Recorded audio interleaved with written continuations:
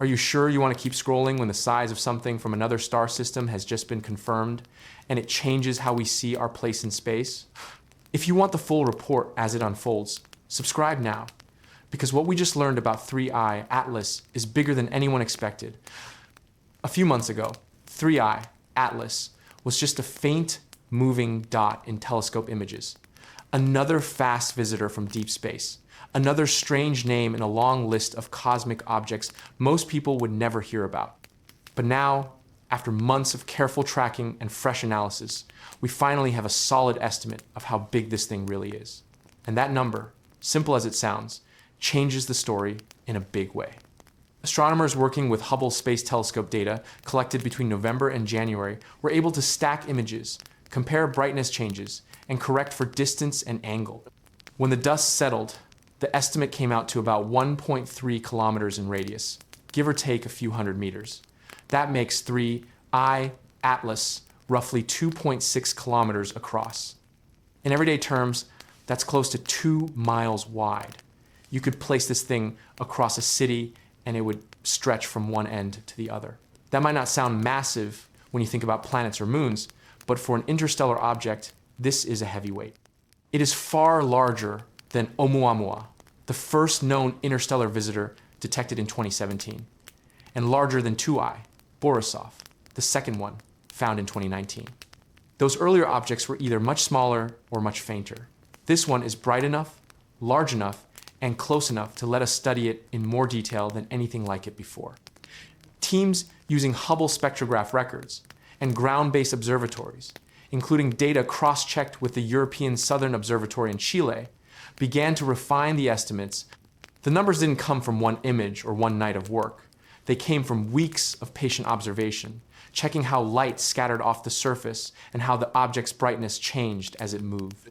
Scientists at the Harvard Smithsonian Center for Astrophysics helped model how reflective the surface might be, which affects how big or small the object appears. That reflectivity, called albedo, turned out to be very low, meaning the surface is dark. Dark objects reflect less light, which means if you see them shining from far away, they're usually bigger than they look. So now we know something simple and powerful. 3I. Atlas is not some tiny pebble drifting through space. It is a solid, kilometer-scale chunk of material that formed around another star, survived a violent ejection from its home system, crossed the empty gulf between stars, and just happened to pass through our solar system at the exact moment we have the tools to see it. That alone is mind-blowing. But the size does more than just satisfy curiosity. It lets scientists start asking bigger questions. How many objects like this are out there? How often do they pass through our neighborhood? And if one this big can slip through without us noticing until recently, how many smaller ones are we missing right now? When NASA's Jet Propulsion Laboratory ran updated simulations using the size of 3I Atlas, the results were uncomfortable in a good way. The models suggest that interstellar objects may pass through the inner solar system more often than we thought. Not once in a lifetime, not once in a century. Possibly much more often, but most are too small or too dim for older surveys to catch. This is where newer tools change everything. The Vera Rubin Observatory, now coming fully online, is designed to scan the entire sky again and again, night after night. It's like turning on a motion sensor for the universe. Add to that the James Webb Space Telescope for deep infrared views, and suddenly our solar system is no longer quiet. It's more like a busy road with travelers passing through, most of them unseen until now. And that raises a strange thought. If objects from other star systems have been passing through here for millions or even billions of years, then Earth has never really been isolated. Long before humans built telescopes, long before Voyager 1 ever left our solar system and sent back its quiet telemetry from the edge of interstellar space, these visitors were already here, slipping through, silent and unnoticed. The idea that space is empty has always been a lie we told ourselves because our eyes were weak. Now our eyes are stronger, and what we're seeing is a neighborhood that's more crowded than we imagined. What makes 3I Atlas special isn't just that it exists, it's that it's big enough to leave fingerprints on our models of how solar systems form and fall apart. To get kicked out of its home system, something violent had to happen. A close pass by a giant planet, a near collision, a chaotic young star system throwing debris into deep space. The same kind of process scientists think happened early in our own solar system, when Jupiter and Saturn shifted positions and flung countless icy bodies into the Oort cloud and beyond. Researchers at Keck Observatory in Hawaii have pointed out that interstellar objects like this are basically fossils of other star systems. They carry chemistry from places we will likely never visit.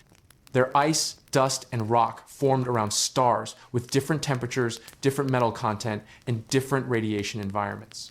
Studying them is like holding a piece of another solar system in your hands without ever leaving Earth. And here's where the implications start to hit harder. If objects this big are common in interstellar space, then collisions between star systems and passing debris may be more normal than rare. Not impacts like in sci-fi movies, but quiet flybys that still exchange material.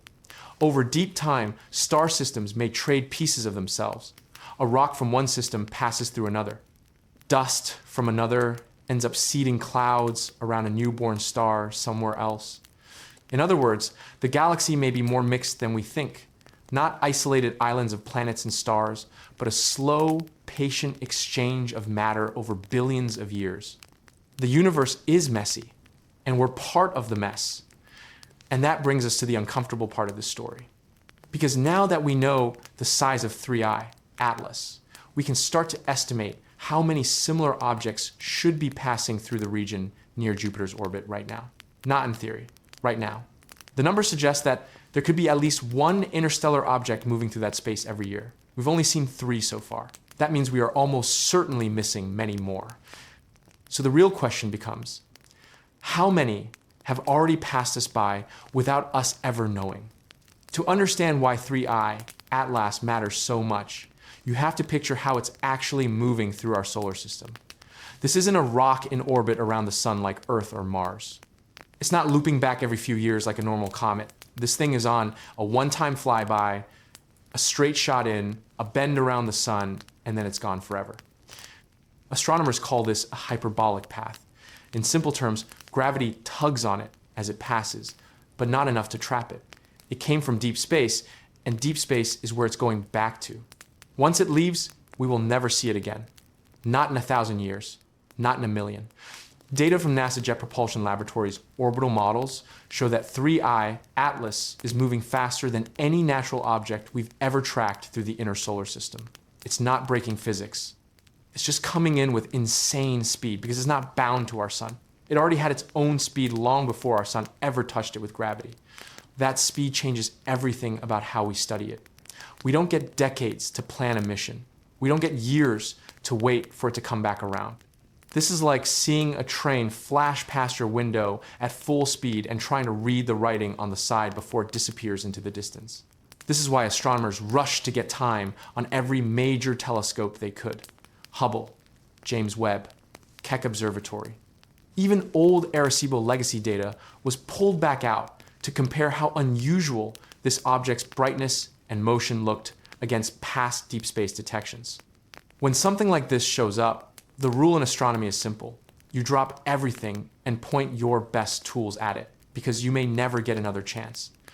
What's strange is that sometimes 3I, Atlas, looks like a normal comet, and sometimes it doesn't.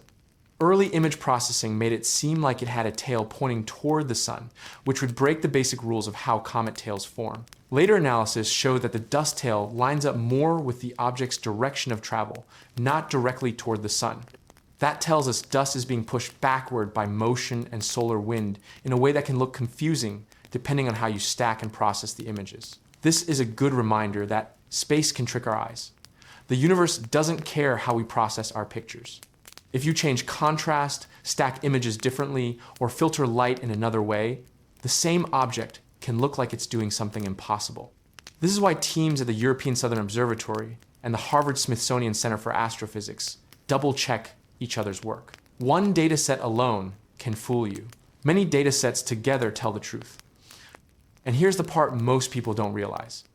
Even though 3I, Atlas, is large, fast, and close enough to study, we are still seeing it only because modern surveys are finally good enough. Before the last decade, objects like this could pass right through the solar system and nobody would notice. Not because they were invisible, but because nobody was looking everywhere at once. That's what the Vera Rubin Observatory changes. It scans the whole sky over and over. If something moves, it shows up. This is how future interstellar visitors will be found much earlier. Instead of noticing them when they're already leaving, we'll catch them while they're still far out, giving scientists more time to plan observations and maybe, one day, even interception missions. And yes, scientists talk about interception, not chasing with current rockets, because nothing we have can catch up to something moving this fast. But future propulsion concepts, studied by engineers at places like NASA, JPL, and Stanford, imagine fast response probes that could be launched quickly when an interstellar object is detected early enough. Even a close flyby probe could give us real images, real surface data, and real chemistry from another star system. Now think about how wild that is. A robot built on Earth, launched from Earth, taking pictures of a rock that formed around a star that might not even exist anymore. The path of 3I, Atlas, also tells us something else important. It didn't come in along the flat plane where most planets orbit. It came in at an angle. That means it didn't come from the same disk of dust and gas that made our solar system. It truly is foreign. Its chemistry, its history, and its past are all written in another corner of the galaxy. Researchers at the Harvard Smithsonian Center for Astrophysics compared its incoming direction with maps of nearby star motions. While we can't point to one specific star and say, that's the home of 3I Atlas, we can say it likely came from a dense stellar region where stars pass close enough to fling debris out into interstellar space. In those crowded neighborhoods, gravity plays billiards with planets and rocks. Some get smashed, some get captured, some get thrown into the void. And every once in a while, one of those thrown objects drifts into our neighborhood. This makes our solar system feel less like a private backyard and more like a public park. Things pass through. Most don't stay. Some leave a mark on our understanding just by showing up. The real shift here isn't about one object. It's about what this object tells us about how common these events are. 3I. Atlas isn't rare because it exists. It's rare because we finally noticed it. And once you accept that, you start to wonder something deeper. If this is how many solid objects drift between stars, what else might drift between them? Dust, ice, complex molecules, maybe even the building blocks of life itself. When scientists talk about interstellar objects, they're not just talking about space rocks, they're talking about messengers. Every object, like 3I, Atlas, is carrying chemistry from another star system. It formed somewhere else, around another sun, inside another cloud of gas and dust. Whatever it's made of is a snapshot of conditions that existed far from here, possibly billions of years ago. Teams working with the James Webb Space Telescope are especially interested in what kind of ices and minerals coat 3I, Atlas. Webb doesn't just see light, it sees heat. It sees chemical fingerprints. When sunlight warms the surface, different materials glow in different ways. Water ice, carbon dioxide ice, methane ice, and complex organic molecules all leave slightly different traces in infrared light. This is how scientists can tell if an object formed in a cold outer disk near a giant planet or in a warmer region closer to its home star. At the same time, ground-based telescopes like Keck Observatory in Hawaii help measure how reflective the surface is. That reflectivity number matters because it changes how we estimate size. A dark object looks smaller than it really is. A bright one looks bigger. The current size estimate for 3I Atlas is based on assuming it's pretty dark, like many comets in our own system. If that assumption is off, the real size could be a bit different.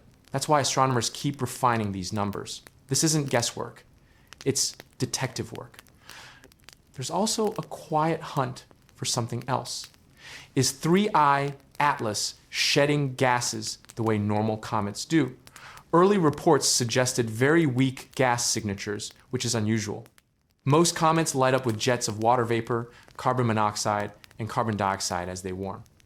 If 3I Atlas stays mostly dusty and quiet, it could mean its surface is sealed by a crust baked hard over millions of years in deep space. Or it could mean its ice content is different from what we're used to. Either way, that's information from another solar system landing in our lap. This is where the European Southern Observatory comes in. Their spectrographs can split light into fine detail, revealing tiny bumps and dips that tell you which molecules are present. Combine that with Webb's infrared data and Hubble's visible light tracking, and you start to build a real profile of what this thing is made of. Not guesses, real chemistry. And here's why that matters beyond curiosity. There's a long-running idea in science called panspermia. It's the idea that life's building blocks, or even simple life itself, can travel between star systems on rocks like this. Not in spaceships, in frozen dirt, in tiny cracks protected from radiation. Over millions of years, some of that material could survive the journey. When a rock like 3I Atlas passes through a system, it can shed dust. That dust can fall into planets, moons, and rings. No one is saying 3I Atlas brought aliens. But scientists at places like the Harvard Smithsonian Center for Astrophysics do seriously study whether interstellar objects can move complex organic molecules between star systems. We already know comets in our own solar system delivered water and organic material to early Earth. That's backed by lab studies and data from missions like Rosetta. Now, imagine scaling that up to the galaxy, star systems trading chemistry like postcards across cosmic time. This also flips the story of how isolated we are. For a long time, we thought each solar system was its own closed bubble. Form your planets, keep your debris, live your own life. But 3I Atlas says that's not true. The galaxy is messy. Stars pass near each other. Planets get shaken. Debris gets flung out. And some of that debris eventually wanders into other systems. Researchers using old Arecibo legacy data to model how common these flybys might be think there could be thousands of interstellar objects passing through the outer edges of our solar system at any given time. We just don't see them because they're small and dark and far away. The ones we notice are the rare cases that pass close enough and bright enough for our surveys to catch. That changes how we think about risk too. Not in a movie way, in a real way. Most interstellar objects are tiny, but a large one on a collision course would be very hard to detect early because it's moving so fast. Planetary defense teams at NASA, JPL, and other agencies quietly model these scenarios. It's not about panic, it's about knowing what the sky can throw at us. And then there's the timing problem. Objects like 3I Atlas don't announce themselves years in advance. They appear, get tracked, and then they're gone. That means every detection is a race against time. You have a narrow window to learn as much as you can before the universe takes the sample back. This is why astronomers push so hard to get telescope time when something like this shows up. Every night matters. Every hour matters. Miss a few weeks, and the angle changes. The brightness fades. The object slips back into the dark between stars. So when people say, it's just a rock, they're missing the point. It's not just a rock. It's a piece of another world system that drifted into ours long enough for us to study it. That's rare. That's precious. And that's how science moves forward. Not with certainty, but with chances we grab before they're gone. When Oumuamua flashed through our solar system in 2017, it caught everyone off guard. It was the first confirmed interstellar visitor ever seen, and it didn't behave the way comets were supposed to. There was no obvious cloud of gas around it, yet it sped up as it left the sun. That tiny extra push didn't match gravity alone. Teams at NASA Jet Propulsion Laboratory ran the numbers again and again, and the best natural explanation they could come up with was outgassing from something like hydrogen or nitrogen ice, which would be hard to see. It wasn't proof of anything strange, but it was a wake-up call. Our models were incomplete. Then in 2019, 2I Borisov arrived. This one looked more like a classic comet with a bright coma and visible gas jets. Observations from Hubble's spectrograph showed water vapor and carbon monoxide in ratios that didn't quite match comets born around our sun. Astronomers at the European Southern Observatory pointed out that Borisov's chemistry suggested it formed around a star with a different makeup than our own. That alone was huge. It meant we were literally tasting the chemistry of another solar system. Now 3I, Atlas enters the story as the third act, and it doesn't neatly fit into either box. It's not as obviously Comet-like as Borisov, and it's not as quiet and weird as Oumuamua. It sits in between. That's important because it tells us interstellar objects probably come in a whole range of types, just like the comets and asteroids in our own system do. We're not seeing freak accidents. We're seeing a population. Researchers using data from the Vera Rubin Observatory's early survey runs have already shown how many faint, fast-moving objects slip through our detection nets. Rubin's wide-field camera is built to scan huge swaths of sky night after night, catching motion that older telescopes would miss. As Rubin comes fully online, astronomers expect the number of known interstellar visitors to jump fast. Not one every few years, potentially several per year. This changes how we think about the neighborhood we live in. Space between stars isn't empty. It's busy. It's full of debris kicked out during planet formation, collisions, and close passes between stars in crowded birth clusters. Stanford researchers studying Ronald Bracewell's early ideas about interstellar probes use these same dynamics to show how easy it is for material to travel between systems over long times, not with engines, with gravity, time, and chance. And here's where it gets personal. Every rock like 3I Atlas that passes through our system is a test of our readiness, not readiness for contact, readiness for understanding. Can we spot it early? Can we track it long enough? Can we gather enough data before it fades back into the dark? Or do we let another once-in-a-lifetime visitor slip past with more questions than answers? This is also why teams are thinking ahead to interception missions. Not to chase 3I Atlas, because that's already gone too far and too fast, but to be ready for the next one. Concepts being studied at NASA, JPL, and partner universities involve spacecraft that could wait in deep space and launch when an interstellar object is detected, cutting travel time. Even a brief flyby at close range could reveal surface texture, exact shape, and composition in a way no telescope ever could. Voyager 1's telemetry data reminds scientists how long spacecraft can survive in deep space if built right. Voyager was never meant to still be talking to us decades later. Yet, here it is, whispering from the edge of the heliosphere. That kind of longevity makes future interception missions more realistic. Park a probe far out, let it sleep, wake it when a visitor shows up. All of this points to a quiet truth. Interstellar space is not some distant, unreachable realm. It's brushing past us all the time. We just didn't have the eyes to notice until recently. Now we do. And once you realize that, you start to see 3I Atlas differently. Not as a rare freak event, but as one example of a steady rain of material from other suns passing through our cosmic backyard. The scary part isn't that these objects exist. The scary part is how little time we have to learn from each one. Every detection is a countdown. Miss the window, and the universe closes the door again. If interstellar objects like 3I, Atlas, pass through our solar system more often than we once believed, then some of them didn't just pass by. Some of them hit things. Over billions of years, Earth, Mars, the Moon, and the outer moons have been bombarded by material from our own system and from beyond it. Scientists at the Harvard Smithsonian Center for Astrophysics have modeled impact rates for long-period comets and interstellar debris and found that, while rare on human timescales, these events become meaningful over geological time.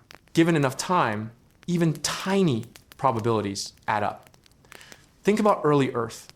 4 billion years ago, our planet was a violent place. Volcanoes everywhere, oceans still forming, asteroids and comets crashing in often. That chaos wasn't just destruction. It delivered water, carbon, and simple organic molecules. Our SIBO legacy data and radar studies of near-Earth objects have shown that many comets carry complex chemistry, not just ice and rock. When objects from other star systems bring in different chemistry, you're mixing recipes from different cosmic kitchens. That raises a wild but serious question scientists have debated for decades. Did some of the building blocks of life on Earth come from outside our solar system?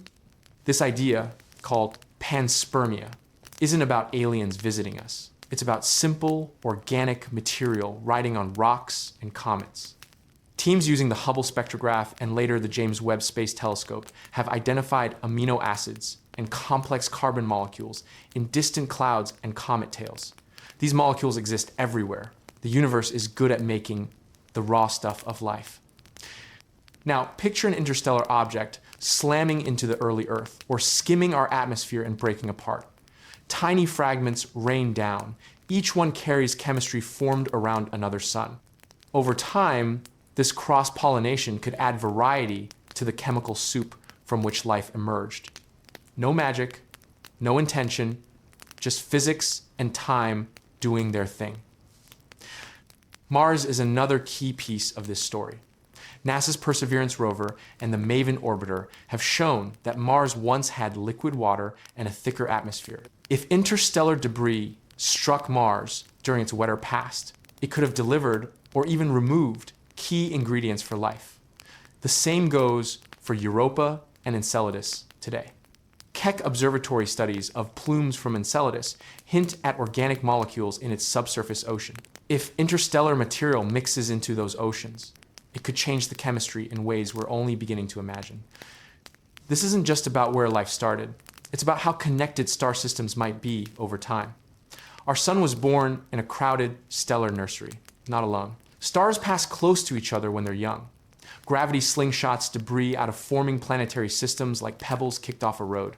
Some of those pebbles wander for millions of years before wandering into another system, ours. So when 3I, Atlas, flies by, it's like a postcard from another neighborhood in the galaxy. It carries a record of what planet formation looks like elsewhere. Its size, shape, and composition tell us how violent or calm its home system might have been. ESO teams studying dust in protoplanetary disks have shown that some systems form rocky bodies fast, others slow. Interstellar visitors are fossils of those early days. There's another uncomfortable angle here. Not all impacts are gentle. Large interstellar objects hitting planets could trigger climate shifts or mass extinctions, just like impacts from our own asteroid belt. The difference is speed. Interstellar objects move faster than local asteroids. When they hit harder. That means more energy released, more damage. Over Earth's long history, even a few such impacts could leave scars in the geological record that we've never properly linked to interstellar origins. So 3I, Atlas isn't just a curiosity in the sky. It's a reminder that our planet has been open to the galaxy since day one. We didn't grow up in isolation. We grew up in a neighborhood with traffic, fast traffic. And here's the part that changes how you look up at night. Every time you see a shooting star, you're watching debris burn up that might have started its journey around our sun. But somewhere out there, faint and fast, are rocks that began their story around other suns. Some of them have already visited us before we had names for stars. Some will visit long after we're gone. We're just the first generation with eyes sharp enough to notice. To understand what 3I, Atlas, really is, astronomers first have to answer a basic question that sounds simple but isn't. How big is it, really? You can't stretch a ruler across something that's millions of kilometers away, so scientists use indirect clues: brightness, distance, speed, and how light bounces off the surface. Put all of that together and you can estimate size. But each of those inputs has uncertainty, and small changes can lead to very different answers. Teams at NASA Jet Propulsion Laboratory and the Harvard Smithsonian Center for Astrophysics started by measuring how bright 3I, Atlas, appeared over time. Then they corrected for distance and viewing angle using orbital data. The tricky part is reflectivity, what scientists call albedo. A dark object looks smaller than it is. A bright object looks bigger than it is. If you assume it's covered in dark carbon-rich material, you get one size. If you assume it's icy and reflective, you get another. That's why early estimates for interstellar objects can swing wildly. This is exactly what happened with Oumuamua back in 2017. Initial size guesses were all over the place. because nobody knew if it was shiny like ice or dark like charcoal. With 3i Atlas, astronomers had more tools. The Hubble spectrograph tracked how its brightness changed as it moved. The James Webb Space Telescope added infrared data, which helps tell the difference between reflected sunlight and heat coming from the object itself. When those data sets were combined, the size estimate narrowed. Still not perfect, but far better than guesswork. Why does size matter so much? Because size tells you mass, and mass tells you how much energy this thing carries. A 1-kilometer object moving at interstellar speeds carries energy on the scale of nuclear weapons if it ever hits something. A 5-kilometer object is a global disaster. That's not fear talk. That's physics. Energy goes up with mass and with the square of speed. Interstellar objects move faster than typical asteroids bound to the sun, so even a small one packs a punch. This is where planetary defense teams start paying attention. NASA's Planetary Defense Coordination Office tracks near-Earth objects, mostly asteroids and comets from our own system. Interstellar objects are harder. They come in fast and from odd angles. The Vera Rubin Observatory is built to catch faint, fast movers like this. Its wide-field surveys scan huge chunks of sky every few nights. That's how we're finally catching more of these visitors. Not because there are suddenly more of them, but because our eyes just got better. There's another reason size estimates matter. They help us understand how common interstellar debris really is. Researchers using models at Stanford and Caltech simulate how many objects should be flung out of planetary systems as planets form and migrate. Big planets like Jupiter act like cosmic bullies. They kick smaller bodies out of their home systems all the time. If that's common across the galaxy, then interstellar objects should be everywhere. The fact that we've only seen a few so far tells us more about our blindness than about rarity. Now, think about what happens when you combine size data with trajectory data. When 3i Atlas enters our system on a hyperbolic path, it's not captured by the sun, it's just passing through. But its path still bends due to gravity. By tracking that bend precisely, astronomers can infer mass. The more massive the object, the more its path deviates under the pull of the sun and planets. ESA teams working with Keck Observatory data refine these orbital fits to tease out subtle gravitational effects. And here's the subtle detail most people miss. If 3i Atlas shows any non-gravitational acceleration, tiny nudges that don't match gravity alone, that hints at outgassing or surface activity. That's what made Oumuamua so weird. It's sped up without a visible tail. For 3i Atlas, watching for these tiny changes helps tell us if it's more like a dead rock, an icy comet, or something in between. Each option tells a different story about where it formed and how long it's been drifting between stars. So when scientists argue about whether 3i Atlas is 2 kilometers wide or 3, it's not nerd bickering.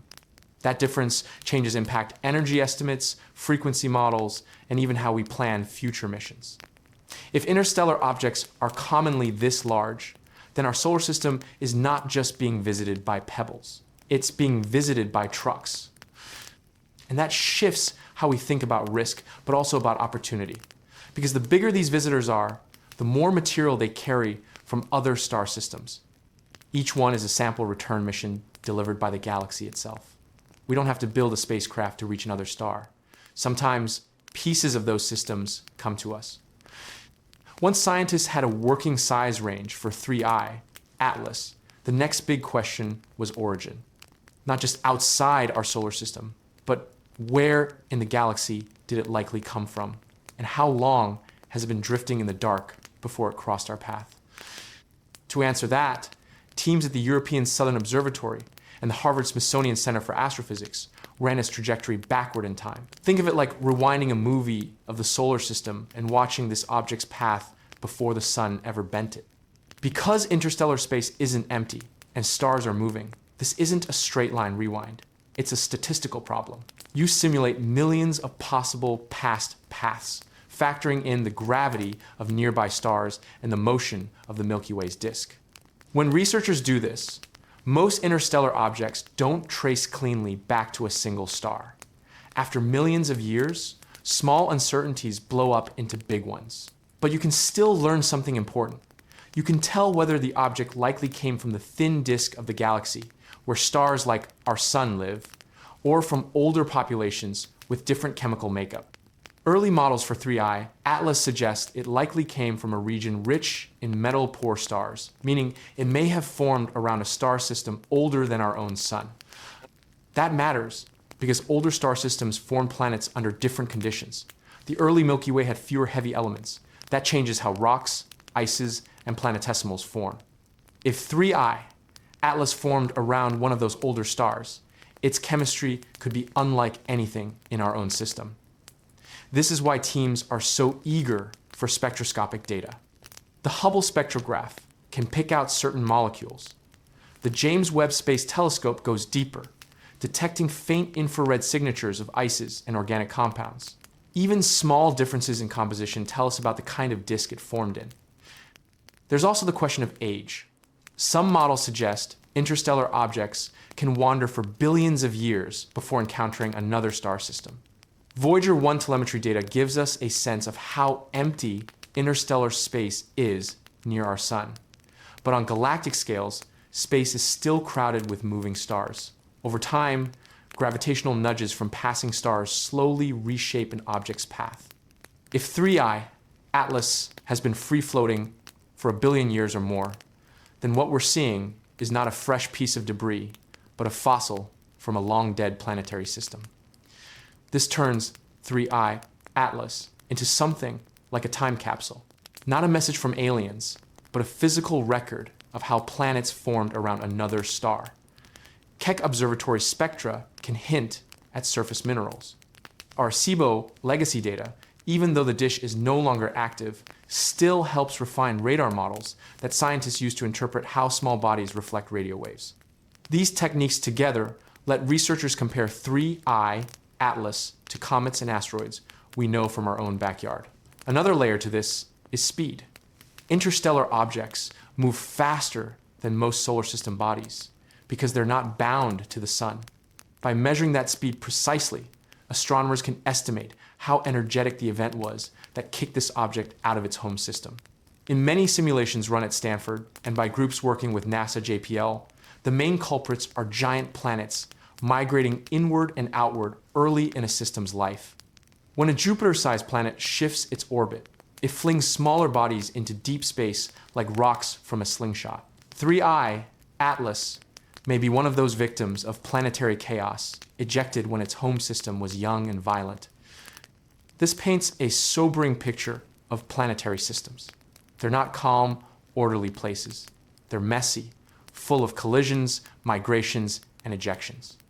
Our own system likely did the same thing early on.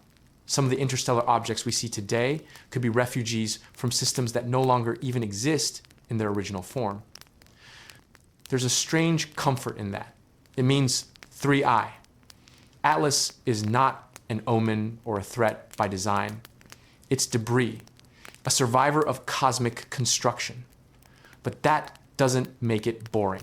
It makes it precious, because every measurement we take from it is a clue about how common planetary systems like ours are, and how often they tear themselves apart in the process of being born. And here's the part that quietly excites planetary scientists. If interstellar objects are common, then some of the material that helped build Earth may not even be local. Early in the solar system's history, when planets were still forming, interstellar debris could have mixed into the disk around the young sun. That means bits of other star systems may already be part of us. Not in a sci-fi way, in a chemistry way, in a your atoms have a passport stamp from another sun way. So when 3I, Atlas, passes through, it's not just a visitor. It's a reminder that solar systems don't grow up in isolation. They exchange debris, dust, and maybe even the raw ingredients for life across the galaxy. Now let's talk about the part that quietly bothers a lot of astronomers. If objects like 3I, Atlas, are really as common as the models suggest, why did we only start spotting them in 2017? This isn't because they suddenly started showing up. It's because our eyes finally got good enough. For most of human history, we could only see bright comets and planets. Even with early telescopes, anything small, fast, and faint would slip right past us. Interstellar objects don't hang around. They move fast, often at tens of kilometers per second, and they don't loop back around the sun like normal comets. If you miss them during their short window of visibility, they're gone forever. The turning point came with modern sky surveys. Programs run with NASA support, along with observatories like Pan-STARRS in Hawaii and now the Vera Rubin Observatory in Chile, scan huge chunks of the sky every night.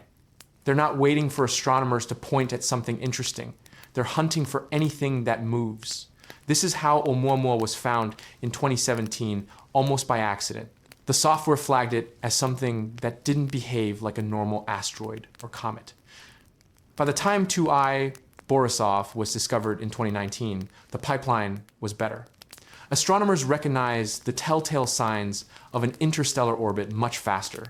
Now with 3I, Atlas, the process is smoother still. Detection algorithms can spot strange motion patterns within hours, sometimes minutes, of first light. But here's the uncomfortable truth. Even with all this tech, we're still missing most of them. Models run by teams working with NASA, JPL, and researchers at universities like Stanford and the University of Arizona suggest that at any given time, there could be dozens of interstellar objects the size of a bus and several the size of a football field passing through the outer solar system. We don't see them because they're too faint, too far, or too fast. We only catch the big, bright ones when they wander close to the sun and light up. The Vera Rubin Observatory is expected to change this dramatically. Once it's fully operational, it will scan the entire visible sky every few nights with sensitivity far beyond previous surveys. Astronomers at the Harvard Smithsonian Center for Astrophysics estimate Rubin could find multiple interstellar objects per year, not one every few years. That would turn rare surprises into routine data points. And routine is what science needs. 1 object is a mystery. 2 is a coincidence. 10 is a population. Once you have a population, you can stop guessing and start measuring trends. Do most interstellar objects look comet-like? Are they more rocky? Do they tend to come from certain parts of the galaxy? Do they carry organic compounds often, or is that rare? This is where instruments like the James Webb Space Telescope and large ground-based observatories such as Keck come in. Webb can tell us about ices and heat. Keck can analyze reflected light to estimate surface makeup.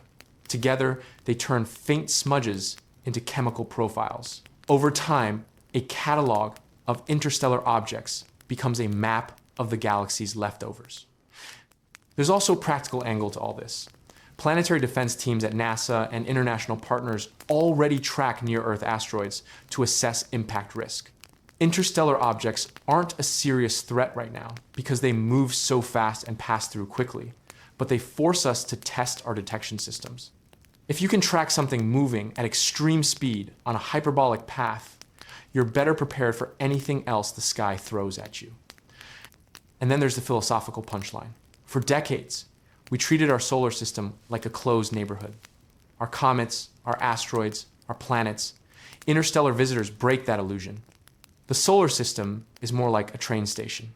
Stuff passes through, most of it doesn't stop, some of it leaves behind clues. 3I, Atlas is one of those clues. Not because it's special on its own, but because it's proof that the space between stars is not empty of debris, history, and material from other worlds. The galaxy is recycling its own ruins, and every now and then, one of those ruins drifts through our front yard, and we're only just learning how to notice. To understand why 3I Atlas matters so much, we need to zoom out and ask a bigger question. What kind of place is the galaxy really? For a long time, astronomers thought planetary systems like ours might be rare. We had one example, the solar system, and nothing else to compare it to. That changed in the 1990s, when teams using ground-based telescopes at places like the Keck Observatory in Hawaii began finding planets around other stars. Then space missions like Kepler and later TESS showed us the truth. Planets are everywhere. Small ones, big ones, hot ones hugging their stars, cold ones drifting far out. The galaxy is packed with worlds. Now, take that idea and combine it with interstellar objects. Every planetary system that forms also throws a lot of material away. During planet formation, gravity slingshots leftovers into deep space. NASA's Jet Propulsion Laboratory models show that young star systems are messy. Giant planets migrate, smaller bodies get kicked around, and billions of rocks and icy chunks get ejected into interstellar space. Over billions of years, that debris builds up into a kind of cosmic fog between the stars. 3I. Atlas is likely one tiny piece of that fog. It's a fossil from another system. Its chemistry, its size, and even the way it reflects sunlight are clues about the environment where it was born. Astronomers using data from Hubble spectrograph records and infrared measurements from the James Webb Space Telescope can estimate how much ice it carries, how dark its surface is, and how heat moves through it. Those details hint at whether it formed close to its parent star or far out in a cold outer disk. For example, a very dark surface suggests long exposure to cosmic radiation, which tends to cook ices into darker, organic-rich crusts over millions of years. That's something researchers at the European Southern Observatory have studied in comets from our own Kuiper belt. If 3I, Atlas, shows similar traits, it may have spent most of its life drifting through deep space before we ever saw it. But there's another layer here that's easy to miss. Interstellar objects don't just tell us about where they came from. They tell us about how violent planet formation really is. To fling a chunk 2 kilometers wide out of a star system, you need strong gravitational encounters. Usually that means giant planets. Systems with big Jupiter-like worlds are especially good at kicking debris into space. So when we see interstellar objects passing through our system, we're indirectly learning that giant planets are common in the galaxy. That has huge implications for life. Giant planets shape the inner zones of star systems. In our case, Jupiter likely played a role in shaping Earth's early environment by stirring up asteroids and comets, some of which delivered water and organic material. The Harvard Smithsonian Center for Astrophysics has published studies showing that the architecture of a planetary system affects how often habitable planets get bombarded or protected. If giant planets are common elsewhere, then Earth-like worlds may also be common in stable, life-friendly orbits. And here's the wild part. Interstellar objects could be carriers of organic material between star systems. This idea isn't new. It goes back to early discussions of panspermia, and later to concepts explored by scientists like those at Stanford, who studied how complex molecules form in interstellar clouds. If chunks like 3I, Atlas, contain organic compounds, then the galaxy isn't just throwing rocks around, it's throwing ingredients around. Now, that doesn't mean life is hitchhiking from star to star. There's no evidence for that. But it does mean the building blocks of life can travel far beyond the system where they formed. The chemistry of one solar system can, in a small way, seed another. The universe is not just connected by gravity and light, but by shared material. This changes how we think about our place in the cosmos. Earth's chemistry might not be unique to Earth. Some of the carbon in your body could trace its origins to stars that lived and died long before the sun existed. Objects like 3I, Atlas, are reminders the galaxy is a mixing bowl. Over billions of years, material gets shuffled, scattered, and reused. So when an interstellar object passes through our neighborhood, it's not just a visitor. It's a sample from another kitchen in the cosmic house. And we've barely learned how to read the recipe. The real headache for scientists isn't just what 3I, Atlas might be. It's the brutal reality of timing. Interstellar objects don't send calendar invites. By the time we spot them, they're already moving fast, already leaving, already past the point where we could do anything clever like send a spacecraft to meet them. 3I. Atlas is moving on a hyperbolic path, which means it's not bound to the sun. It will pass through once and never come back. That's it. One shot. Missed the window. And the data is gone forever. Engineers at NASA's Jet Propulsion Laboratory have run the numbers on what it would take to chase an object like this. With today's rockets, even our fastest probes would struggle to catch up. Voyager 1, the fastest human-made object ever to leave Earth, took years to build up speed with gravity assists from Jupiter and Saturn. And even then, Voyager 1's telemetry data shows it cruises at a speed that's still tiny compared to the relative speed of many interstellar visitors. 3I. Atlas didn't wait around for gravity assists. It came in hot. This means most of what we learn has to come from remote sensing. Light, heat, spectra, tiny changes in brightness. That's it.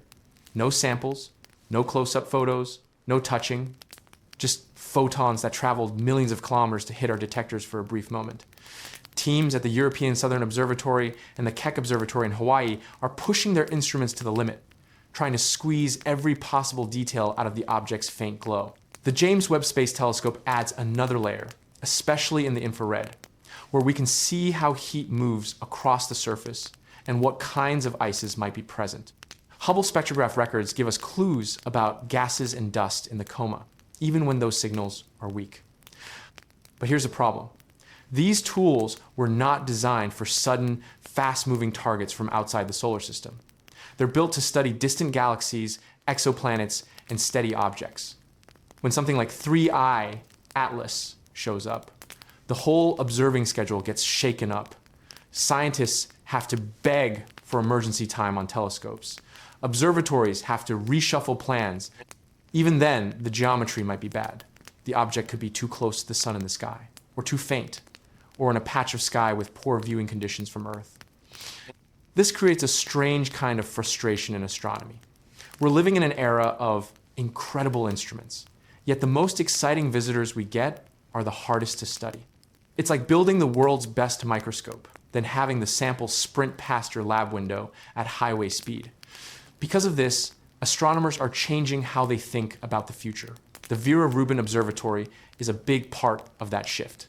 Its wide field survey will scan huge areas of the sky over and over, night after night. That means we're far more likely to catch interstellar objects early, maybe even before they get close to the sun. The earlier we see them, the more time we have to point other telescopes, plan observations, and maybe, one day, even plan a rapid response mission. There's already talk at NASA, JPL, and among university teams about interstellar interceptors. These would be small, fast probes kept ready on Earth or in orbit, designed to launch quickly when something like 3I Atlas is detected early enough. The idea is simple. Don't chase after the fact. Be ready to pounce. It's a big challenge, though. Fast missions are expensive, risky, and hard to plan. You're designing for an unknown target with unknown properties and an unpredictable path. And even if we solve the engineering, there's a deeper problem. Interstellar objects don't just move fast. They carry unknown risks. We don't know their structural strength. We don't know how they react to sunlight up close. We don't know if approaching them with a probe could trigger outgassing, fragmentation, or something we haven't even thought of yet. The physics of these objects, born in other star systems, might surprise us in ways our models don't fully cover. So right now, scientists are stuck in detective mode. Watch, measure, compare, build better models. Wait for the next one. And that leads to an uncomfortable thought. If 3I, Atlas is only the third interstellar visitor we've confirmed, and models suggest many more pass through without being seen, then we've likely missed most of them. Our cosmic neighborhood is not quiet. It's a busy highway. We've just been standing by the road without noticing the traffic. Which brings us to a deeper problem that keeps some astronomers awake at night. If these objects are common, and if they carry clues about other star systems, then every missed detection is a missed chapter in the story of how the galaxy works. We're reading a book with most of the pages torn out, and right now 3I Atlas is one of the few pages we've managed to catch before the wind takes it away. Now zoom out for a second and think about what an interstellar object really is. 3I Atlas didn't form around our sun. It was born around another star, in another system, in another neighborhood of the Milky Way. The dust, ice, and rock inside it carry a chemical fingerprint from a place we've never been and may never visit. In that sense, 3I Atlas is not just a comet or a space rock. It's a messenger, a a sample of another solar system that wandered into ours by pure chance. Scientists at the Harvard Smithsonian Center for Astrophysics have pointed out that these visitors are like natural probes. We didn't have to build them, the galaxy built them for us. They move through star systems, get kicked out by giant planets, drift through interstellar space for millions or even billions of years, and sometimes, by sheer luck, pass close enough to our sun for us to spot them. Each one carries a record of the environment it came from. When Hubble and the James Webb Space Telescope look at the light coming off 3I, Atlas, they're not just seeing an object. They're reading a history book written in ice and dust. The ratio of different elements, the way water ice reflects infrared light, the presence or absence of certain organic molecules, all of that tells us about the temperature, radiation, and chemistry of another star system long ago. It's forensic science on a cosmic scale. There's a big reason scientists care so much about the chemistry of these objects. If interstellar comets carry complex organic molecules, then the building blocks of life might be common in the galaxy. We already know from studies of comets in our own solar system, backed by lab work and data from missions like Rosetta, that comets can carry amino acids and other prebiotic molecules. Now imagine that same chemistry happening in countless other star systems, then getting flung out and shared across the galaxy. This feeds into a serious scientific idea called panspermia, the notion that life's ingredients, or even life itself in microbial form, could spread between star systems. No one at NASA, JPL, or the European Southern Observatory is claiming 3I Atlas carries life. That would be a huge leap. But the fact that interstellar objects exist at all means material is moving between star systems more often than we once thought. The galaxy is not made of sealed bubbles. It's more like a messy kitchen where ingredients get knocked from one table to another. Even if 3I Atlas is completely lifeless, it still matters. Its very existence tells us that planet formation is violent. Young star systems throw stuff out. Giant planets act like bouncers, flinging smaller bodies into the void. Over billions of years, this creates a slow but steady exchange of material between stars. The Milky Way is not just a collection of isolated systems. It's a network with traffic. There's another layer to this that's less poetic and more practical. Interstellar objects could pose risks. Most of them are small and pass through far from Earth. But the fact that 3I Atlas is around a couple of kilometers across puts it in the same size range as objects we already worry about in planetary defense. Groups working on near-Earth object tracking, some connected to NASA's planetary defense efforts, are paying close attention. Not because 3I Atlas is a threat, but because it shows us that fast, high-energy objects can come from outside the solar system, not just from our own asteroid belt. That changes how we think about risk. We usually focus on asteroids and comets that orbit the sun and cross Earth's path over and over. Interstellar objects are different. They don't come back. They arrive fast on one-time trajectories. If one were on a collision course with Earth, we might have very little warning. The good news is that the chances of that happening are tiny.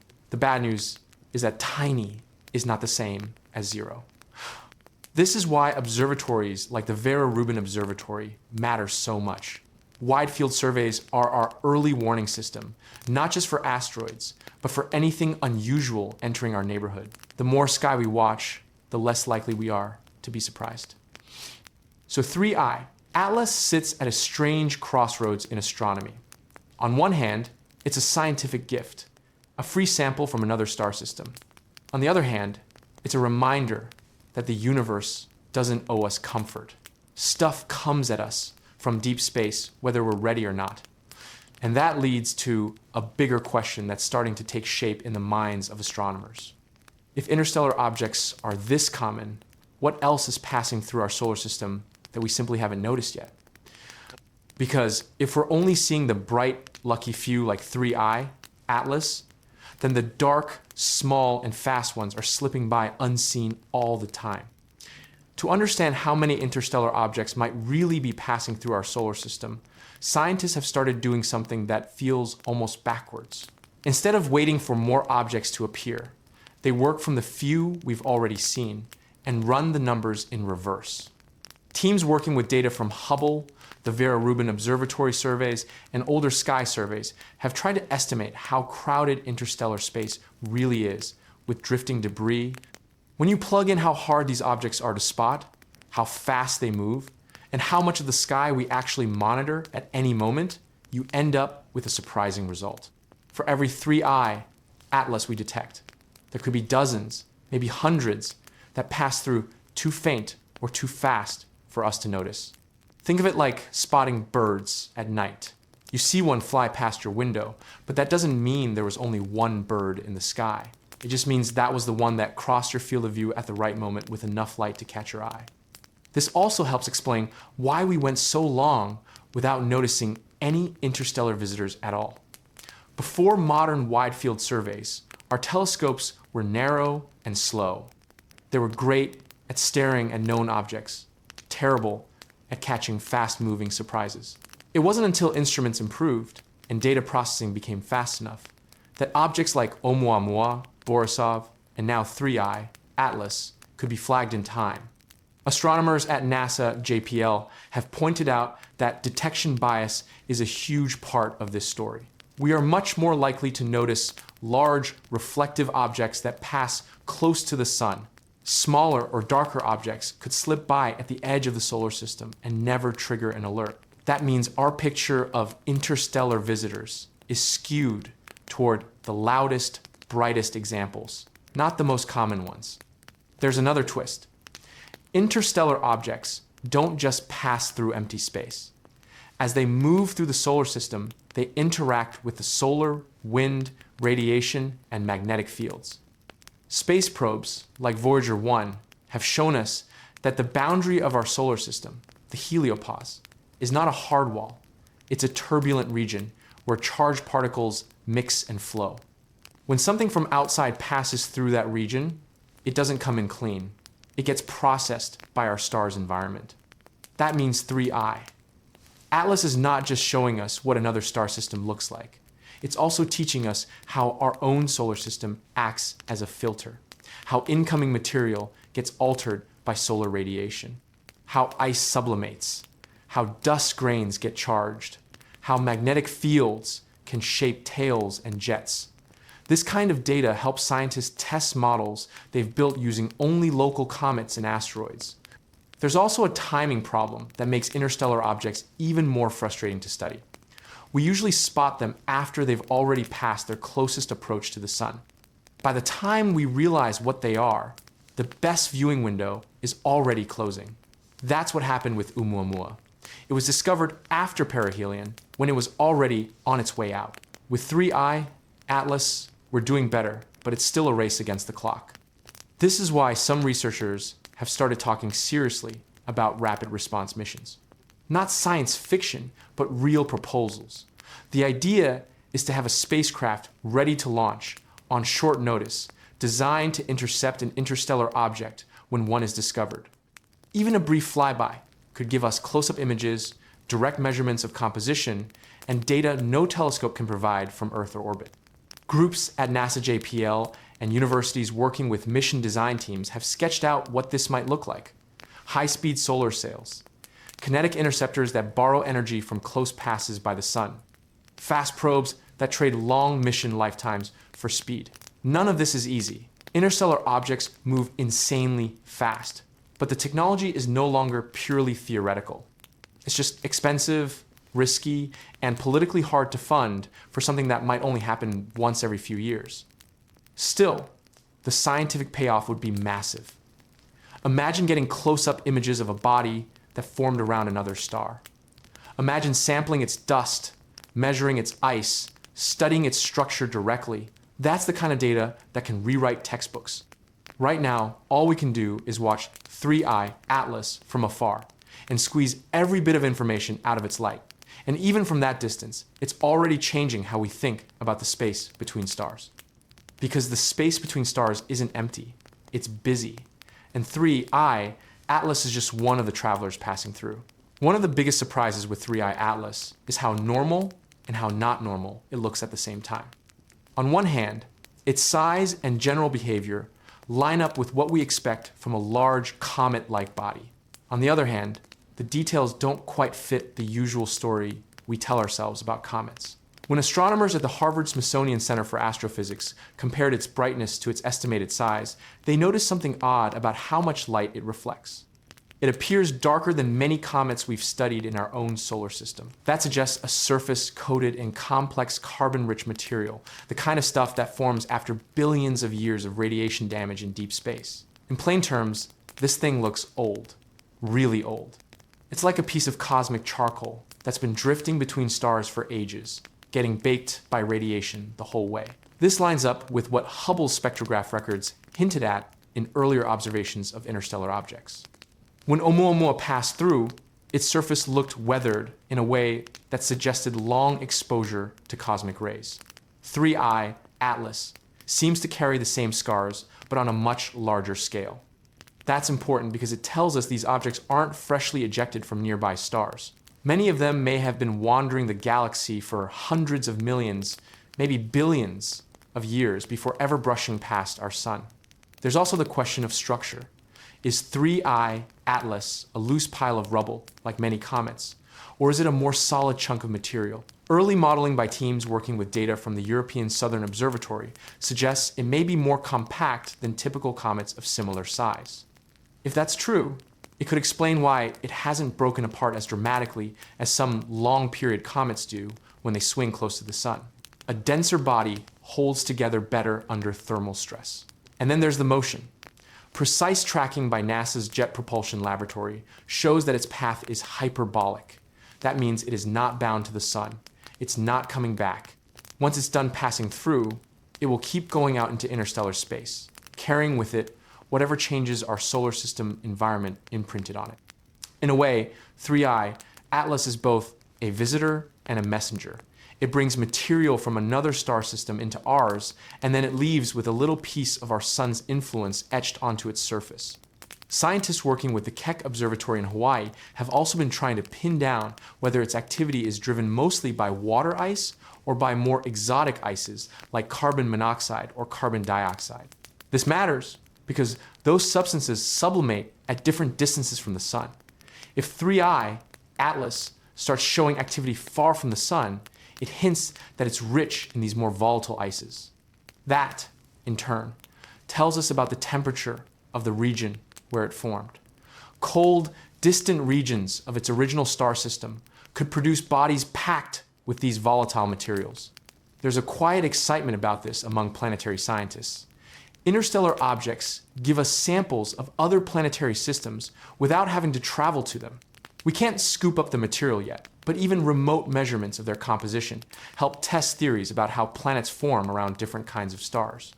Did most systems form icy debris the same way ours did?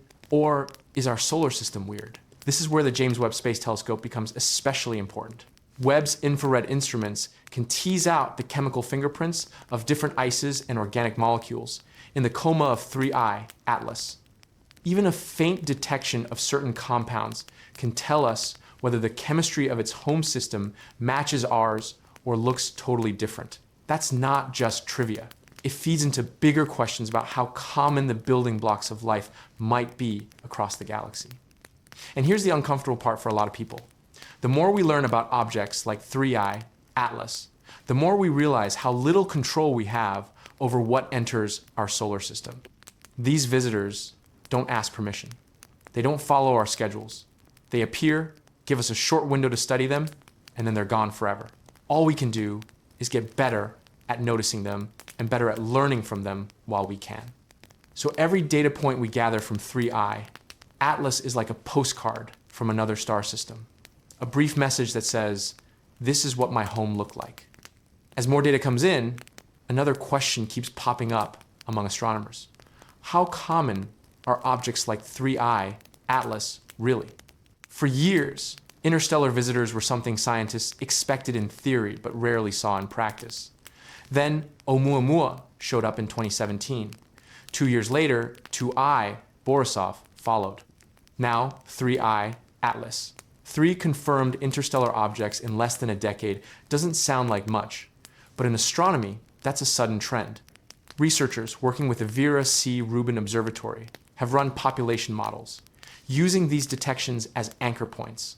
When you factor in how short the detection window is and how easy it is to miss fast-moving, faint objects, the numbers start to balloon.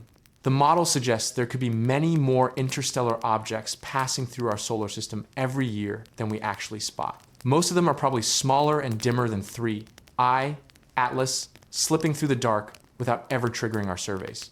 Think about that for a second. Our solar system might be less like a quiet neighborhood and more like a busy road, with interstellar debris constantly drifting through. We just happen to notice the biggest trucks and ignore the bicycles.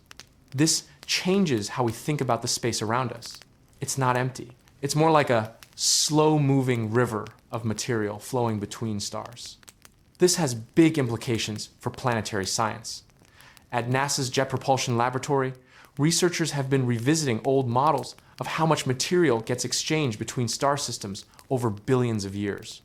If interstellar objects pass through frequently, then tiny fragments of other systems may have brushed past Earth in the distant past. In the early days of the solar system, when planets were still forming and surfaces were molten or icy, this kind of exchange could have mixed material between stars.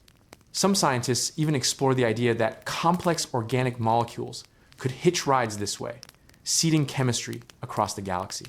Now, let's talk about the timing of 3I, Atlas. It didn't arrive when we were ready. It arrived when we happened to be capable of noticing it. That's a big difference. The reason we're catching these visitors now is not because the galaxy suddenly changed, but because our tools did. The Rubin Observatory's wide-field surveys, combined with follow-ups from Hubble, Webb, and ground-based telescopes like Keck, have created a kind of early warning net around our solar system. We're finally watching the sky in enough detail, often enough, to catch these fast movers before they slip away. This also raises a practical concern. While 3I Atlas itself poses no threat to Earth, it's a reminder that objects from outside our system can pass through at extreme speeds. Planetary defense teams don't just worry about asteroids bound to the sun. Interstellar objects move faster and follow unpredictable paths. At JPL, and within NASA's Planetary Defense Coordination Office, simulations now include these rare but real visitors, just to understand what options humanity would have if one were ever on a collision course.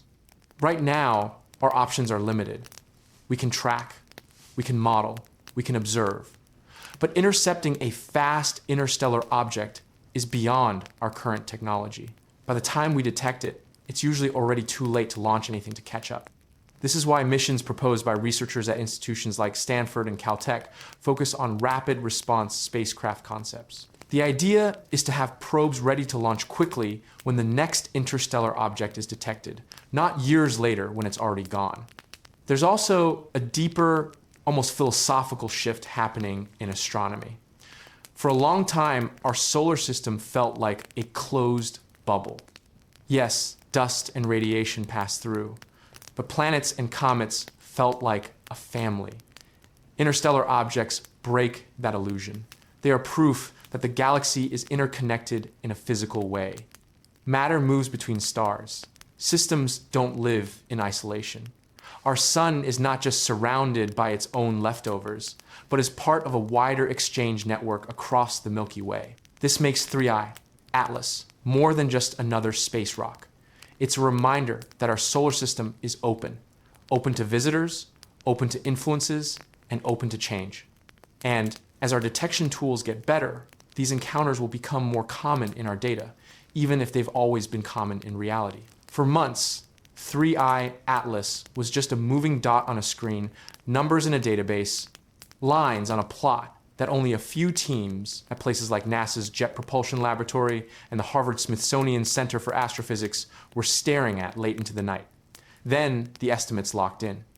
The size, the speed, the path.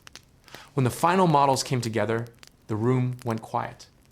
Not because anyone thought it was dangerous, but because it suddenly felt real. A solid piece of another star system had crossed into our own, raced past Mars and Jupiter, and slipped through the sun's grip like a stone skipping across water. Hubble's measurements, checked against Webb's infrared data and ground-based follow-ups from Keck Observatory, told the same story from different angles. This thing was not small. It was not rare. And it was not alone in the galaxy. For the first time, we could point at an interstellar object and say, this is what the traffic between stars looks like. Not theory, not guesses, actual matter, right in our cosmic backyard. In that moment, the idea that our solar system is a sealed bubble finally died. The universe felt closer, more crowded, more alive than we had ever been taught to believe. And when 3I, Atlas faded from our best instruments, slipping back into the dark where Webb and Hubble could no longer track it, something important changed on our end. We didn't just lose sight of an object, we gained a new way of seeing the sky.